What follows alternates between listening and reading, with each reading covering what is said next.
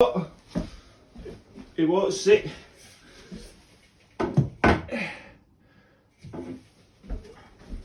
That's not bang on yet. That's not bang on yet. That is bang on.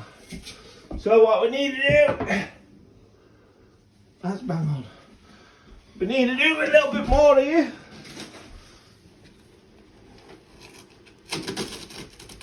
Ah, nice.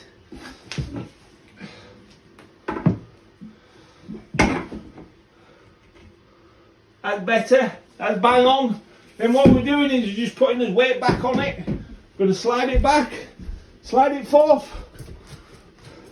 That you can see how far the walls bowed. And then that will just cover any void underneath it. And that's how you fit the tray. Now we just need to clean it. Bang level, every angle. That's the most important thing. Because if it's not, when the cubicle goes on it, or whatever goes on it, it's not going to be good.